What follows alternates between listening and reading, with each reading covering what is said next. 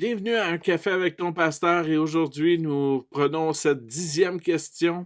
Est-ce le moment d'habiter dans vos maisons bien décorées pendant que mon temple est un tas de pierre? L'objectif est de réévaluer ce qui est le plus important et mettre la construction du royaume de Dieu à la première place. Nous retrouvons cette question dans Agé 1:4. Et le peuple d'Israël prétend que ce n'est pas le moment de rebâtir le temple. Mais la direction de Dieu est très claire.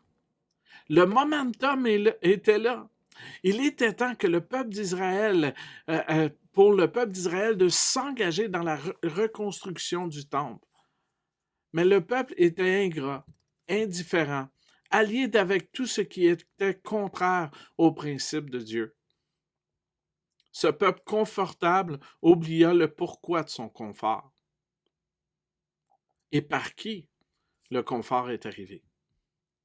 En tant que chrétiens, nous sommes passés de l'esclavage du péché à la liberté en Jésus par son sacrifice à la croix. Et nous avons l'espérance de la vie éternelle parce que Jésus, alléluia, est ressuscité d'entre les morts. Et maintenant, il détient les clés de la vie et il nous donne cette vie éternelle. Oh, la Bible dit que nous sommes le temple du Saint-Esprit.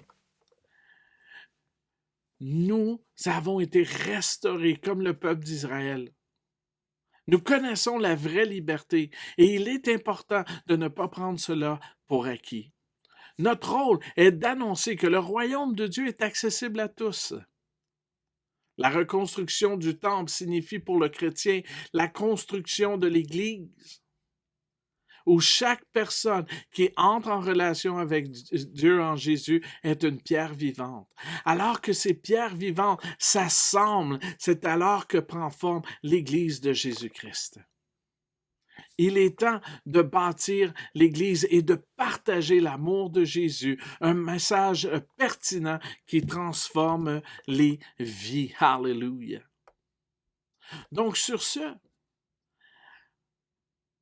réfléchissons ensemble et voici les questions que j'aimerais qu'on se pose aujourd'hui. Quelles sont les excuses du peuple face à la non-reconstruction du temple? Quelles sont nos excuses qui nous empêchent de proclamer la bonne nouvelle? Et maintenant, comment valorisez-vous Dieu? Donc sur ce, merci d'avoir pris un café avec ton pasteur et reste béni.